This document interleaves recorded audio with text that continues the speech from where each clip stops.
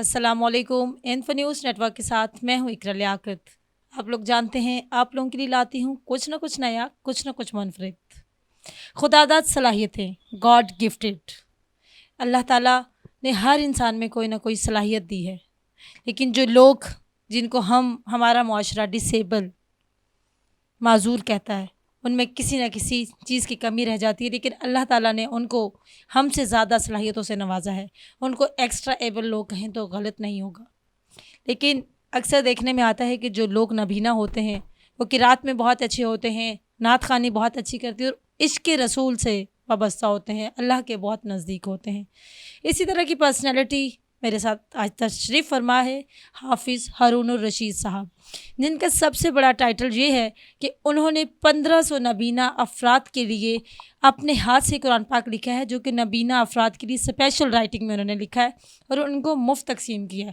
اور اس سے بھی بڑی اعزاز کی بات یہ ہے کہ حرمین شریفین میں بھی ان کے ہاتھ کے لکھے ہوئے نسخے موجود ہیں، اور پاکستان میں 400 سے زائد ایسے ادارے ہیں جو کہ نابینا لوگوں کو تعلیم دیتے ہیں، وہاں پر بھی ان کے ہاتھ کے لکھے ہوئے نسخے موجود ہیں. میرے ساتھ موجود ہیں حافظ ہارون الرشید صاحب. السلام علیکم. جی وعلیکم السلام. کیا حال ہے آپ کے؟ اللہ کا شکر. حافظ صاحب آپ بتائیں گے. جی الحمدللہ. جی میں آپ کا بہت شکر گزار ہوں کہ آپ نے ہمارے اس ایک بڑے کام کو جو ہے وہ ظاہر ہے کہ آپ اس کے کو اپریشیٹ کرنے کے لیے، اس کو پروموٹ کرنے کے لیے آپ نے وقت نکالا. بہت شکریہ آپ کا. حافظ صاحب یہ بتائیے گا، آپ نے نابینا افراد کے لیے قرآن پاک لکھا اور 1500 سے زائد لوگوں میں قرآن پاک کے نسخے جو ہیں وہ آپ نے تقسیم کیے. یہ کون سی رائٹنگ ہے، کون سا سافٹ ویئر ہے جس سے آپ نے یہ قرآن پاک لکھے؟ اس کی تفصیل بتائیے گا.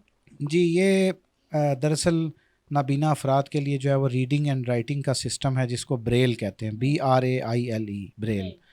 اور بریل جو ہے وہ آج سے 200 ایئرس اگو جو ہے وہ ایجاد ہوئی.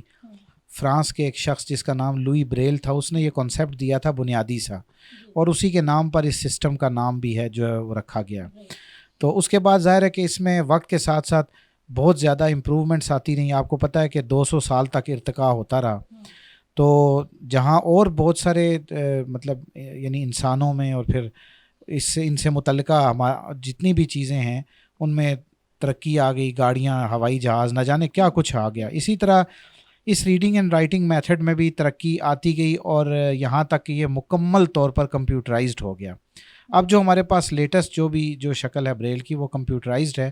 اور جیسے کہ آپ کا جو انک پرنٹ کی رائٹنگ ہے وہ کمپیوٹر پہ پہلے ٹائپ کیا جاتا ہے، اس کا ایک ڈاکومنٹ تیار ہوتا ہے، اور اس کے بعد ایک مشین کے ذریعے یا مینول چھوٹے سے پرنٹر کے ذریعے اس کا پرنٹ نکالا جاتا ہے. سیم یہی پروسیجر جو ہے وہ اس ریڈنگ اینڈ رائٹنگ سسٹم میں بھی آ چکا ہے. یہ بتائیے گا کہ آپ حافظ قرآن ہیں، تو آپ کو اس بریل رائٹنگ میں قرآن پاک لکھنے کی ضرورت کیوں محسوس ہوئی؟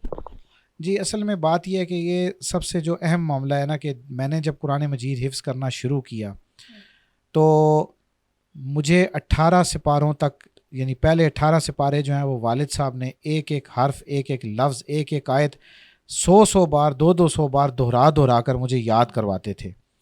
اور میں نے جن مشکلات سے جو ہے وہ قرآن پاک یاد کیا 18 پاروں کے بعد، یعنی یہ جو Braille reading and writing system ہے، چونکہ میں ساتھ ساتھ اسکول کی بھی تعلیم حاصل کر رہا تھا، تو یہ ریڈنگ اینڈ رائٹنگ سسٹم مجھے آتا تھا، لیکن میرے پاس قرآن مجید میسر نہیں تھا کہ میں اس کو دیکھ کر اور مجھے یہ محتاجگی ختم ہو جائے کہ جب تک مجھے کوئی یاد کرانے والا نہ ہو، جب تک کوئی ریوائز کرانے والا نہ ہو، تو میرا کام آگے نہیں چل سکتا.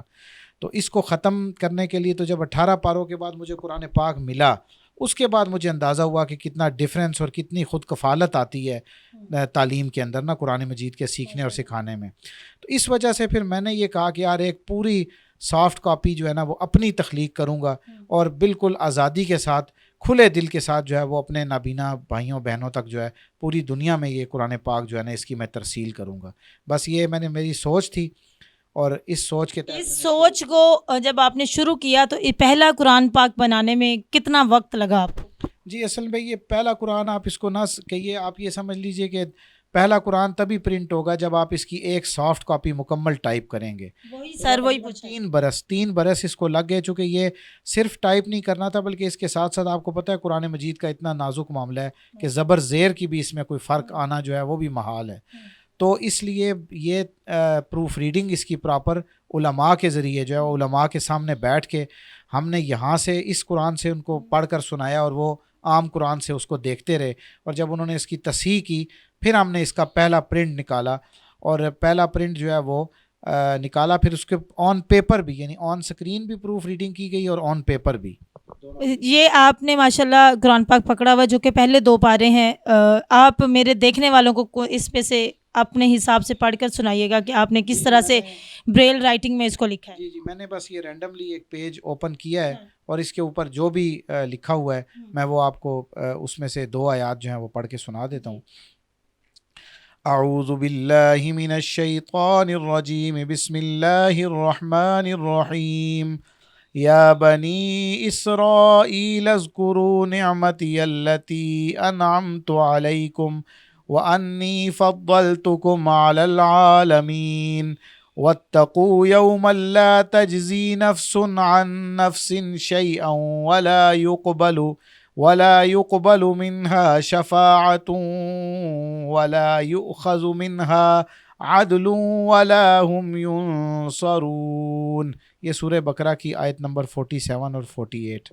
ماشاءاللہ ماشاءاللہ۔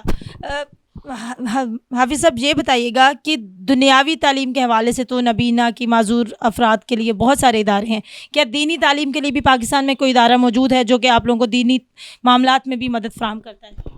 جی دیکھیں، یہ مطلب جو بھی دنیاوی تعلیم کا ادارہ ہوتا ہے اس کے اندر مطلب یہ ہے کہ اگر آپ کے 9 پیریڈز ہوتے ہیں تو وہ ایک پیریڈ جو ہے وہ اسلامیات کا، بس آپ سمجھ لیں کہ جیسے فارمیلٹی، جیسے صبح اسمبلی شروع کرنے سے پہلے تلاوت کے قرآن 2 آیتیں پڑھ دیں، دعا کروا دی، یہ ساری ظاہر ہے کہ اب ہم تو اس درجے پہ آ چکے ہیں کہ ہم نے دین کو صرف فارمیلٹی کے طور پہ ہی رکھا ہوا ہے۔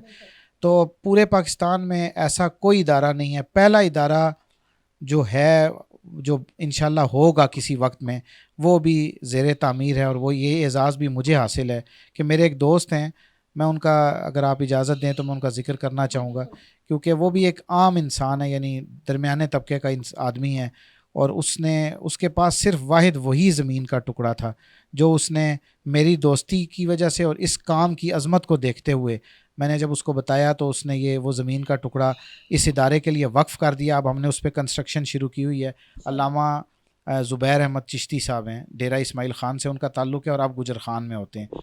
آخری سوال آپ سے، حکومت وقت سے آپ کیا اس ادارے کے لیے کوئی مدد لینا چاہیں گے؟ جی حکومت وقت تو اس وقت اپنی مدد کرنے سے بھی قاصر ہے میرے خیال میں۔ اگر میں پبلک سے اپیل کرنے کی مجھے آپ اجازت دے دیں تو وہ میرے خیال میں زیادہ بہتر ہوگا کہ آپ لوگ اس قرآن پاک کو بھی دیکھ رہے ہیں، یہ 15 جلدوں میں ایک قرآن پاک پرنٹ ہوتا ہے، یہ میرے ہاتھ میں 2 سپارے ہیں، اور اس کے علاوہ ہمارے جو یہ میں نے آپ کو بتایا کہ اتنا بڑا اعزاز ہے کہ جی پہلا ادارہ ایسا جو نابینا افراد کو دینی تعلیم دے گا، تو اس ایک قرآن مجید پر تقریباً 11,000 روپیز کاسٹ آتی ہے، اور اللہ کا شکر ہے کہ اسی طرح پبلک کے تعاون سے ہی ہم نے اب تک 1500 پلس پوری دنیا میں قرآن پاک تقسیم کیے ہیں۔ تو آپ اگر کوئی شخص بھی کوئی مزید لوگوں کو، کوئی ادارہ، کوئی پبلک میں کوئی انڈیویجول پرسن کوئی بھی قرآن پاک دینا چاہے، یا کوئی شخص یہ چاہے کہ اس ادارے میں جو بعد میں نابینا افراد کو دینی تعلیم دے گا اس میں کچھ وہ اینٹیں لگانا چاہے تو موسٹ ویلکم، وہ لگا سکتا ہے، تو یہ کار خیر ہوگا، نیکی کا کام ہوگا، دنیا اور آخرت دونوں کے لیے باعث اجر ہوگا۔ بہت شکریہ جی۔ اس وقت میرے ساتھ موجود تھے حافظ ہارون الرشید صاحب، جنہوں نے ماسٹرز کیا اردو لٹریچر میں، اس کے ساتھ ساتھ قرآن پاک کو عربی میں بھی لکھا، اس کے ساتھ انگلش اور اردو میں بھی اس کا ترجمہ کیا اور نابینا افراد میں تقسیم کیا۔ اس کے ساتھ ساتھ طنز و مزاح اور شعر و شاعری سے بھی وہ تعلق رکھتے ہیں۔ اس ٹاپک پر ہم اگلے پروگرام میں بات کریں گے۔ وقت کم ہونے کی وجہ سے مجھے دیں اجازت، اللہ نگہبان۔